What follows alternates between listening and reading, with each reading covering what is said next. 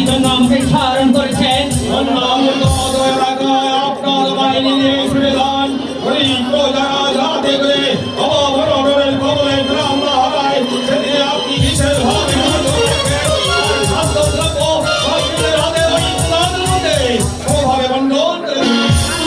আপনার আদেশের ধার্য জাহাপনা বাহিনী নিয়ে ওই ক্ষতিগ্রস্ত প্রজাদের সামনে আপনি ঝাঁপিয়ে বলুন। আপনার আদেশ পালন করা আমার দায়িত্ব জাহাপনা। তাই আমার হাজার কষ্ট হলেও আপনার আদেশ আমার সব সময় ধার্য। আপনার আদেশ পালন করতে আমি এই করে ছুটে চললাম জাহাপনা।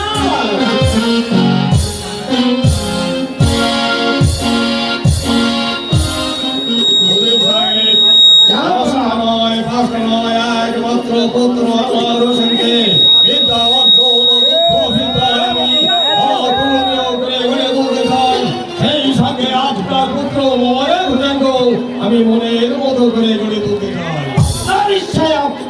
কেননা আমাদের পরে এসে যাতে করে তারা এই রাজ্যটাকে সুস্থভাবে পরিচালনা করতে পারে। আপনার ইচ্ছায় আমার ইচ্ছা।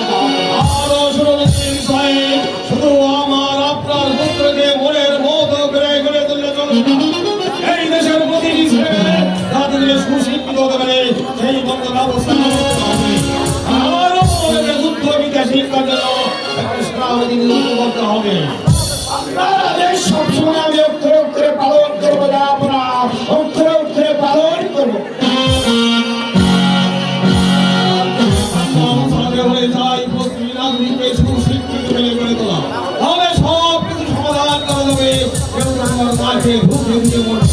এই রাষ্ট্রভাবে সুন্দর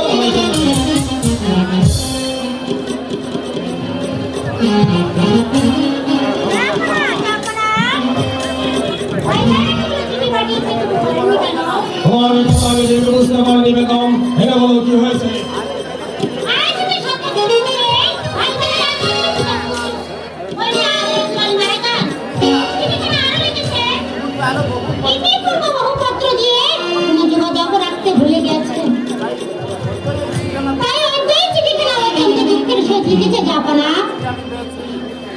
ভাই জানে আমি পেয়েছি কিন্তু মেয়ে মারা গেছে এ কথা ধরে রেখেননি। আপনার ভাই জান কোথায় আছে বেগম? নিযুক্ত আছেন জাপানা। প্রেম করুন, তিনি যদি এখানে আসে তাতে তো চিন্তাটা লাঘব হতে পারে। তাই হবে বেগম, তাই হবে। এখন বলেছিল আজ আমি পত্র গ্রহণ করবো। জাপানা, আপনি পুরো ক্লান্ত। চলুন।